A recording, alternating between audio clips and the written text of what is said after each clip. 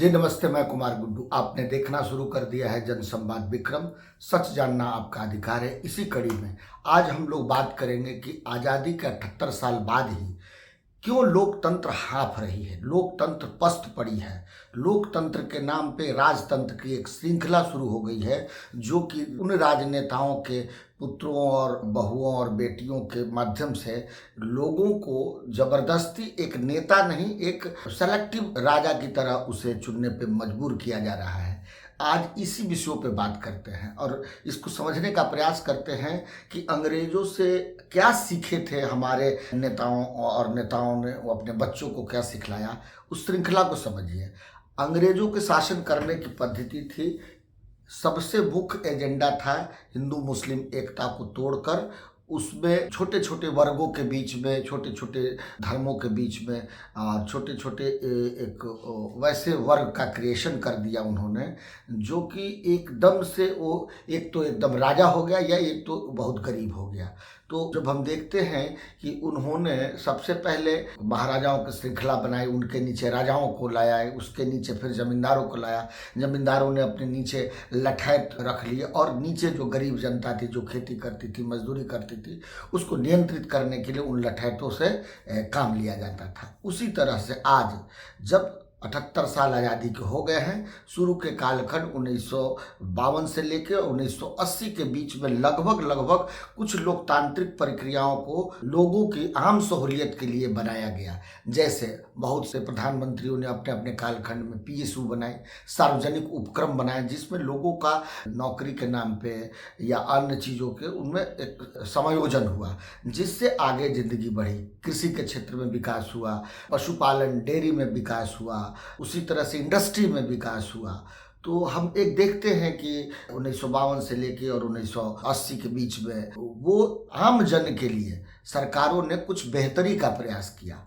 जब से उसे हथकंडा हाथ लगा, वैसे भावनात्मक मुद्दों पे राजनीति करने की, वैसे जो सुसुप्तावस्था में जो जातीय विभेद थी हिंदू समाज की, उसमें टकराव लाकर जो उनको राजनीति करने का जो सुअवसर प्राप्त हुआ, वो दो चीज़ें हैं। आप देख लीजिए, वही सेम टाइम में 80 के बाद से और 90 के बीच में दो चीज़ें बहुत प्रबलता से भारतीय राजनीति में आगे बढ़ी। एक मंडल की बात, जो जातीय एक वैसे समूह को उनके अधिकारों से वंचित रखा गया, ऐसा प्रतीत कराया गया कि ये मंडल कमीशन के आ जाने के बाद उनके जीवन में एक तरह से चमत्कारिक बदलाव आ जाएगा।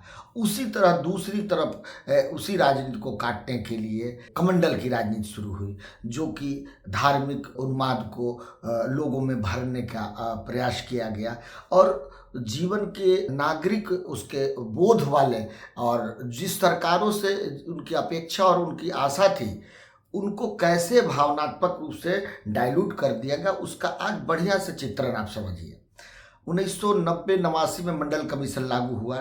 90 में लालू प्रसाद जी बिहार में आ गए, उसी तरह यूपी में मुलायम सिंह आ गए, कर्नाटका में बम्बई साहब आ गए, उड़ीसा में बीजू पटनायक साहब आ गए। इस तरह से एक कांग्रेस के बाद एक नए वर्ग का, राजनीतिक वर्ग का उत्थान, जो 77 के आंदोलन से निकले हुए थे, उन लोगों का वर्चस्व 10 साल 12 साल बाद 1990 आते आते जनता दल के रूप में उन लोगों को प्राप्त हुआ।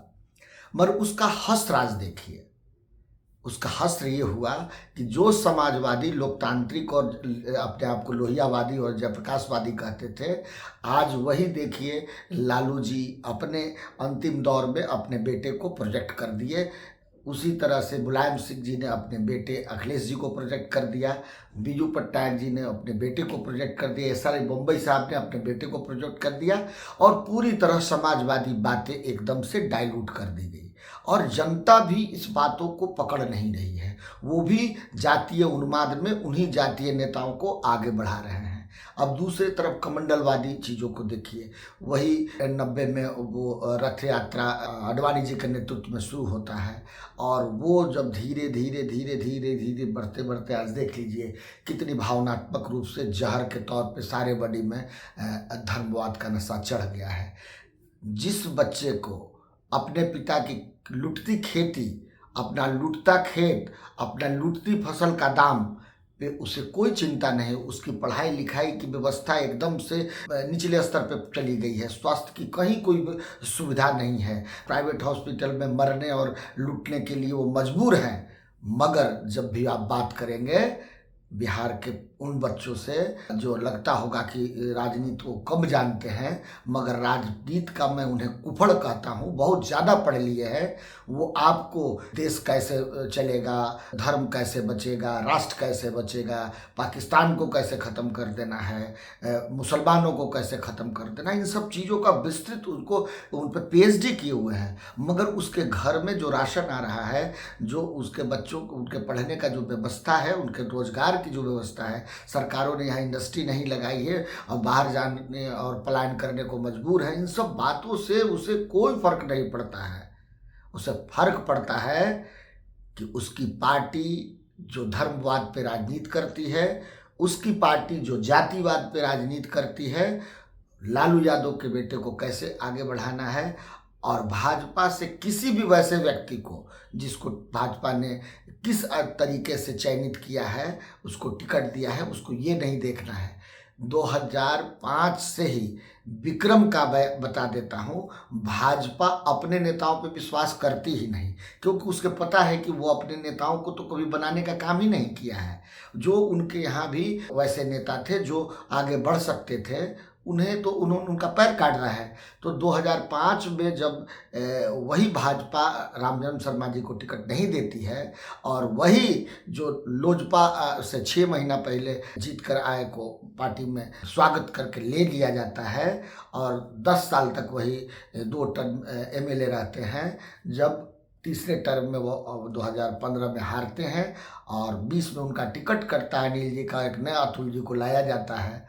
उसके बावजूद भी भाजपा को लगा कि नहीं, इन सब चीज़ों से कोई फायदा होने वाला नहीं है, तो उन्होंने संप्रति वैसे व्यक्ति को लाने का काम किया जो 10 वर्षों 2 टर्म में भाजपा के नेताओं को यहाँ बांट कर उन्होंने टिकट लेकर हराने का काम किया है। साफ के साबित होता है कि भाजपा को ये लगता है कि अब वो अपने कार्यकर्ताओं के बल पे, अपने उन संघी विचार वाले लोगों के सहारे इस टूटी फूटी व्यवस्था से वो यहाँ से नहीं जीत सकते हैं।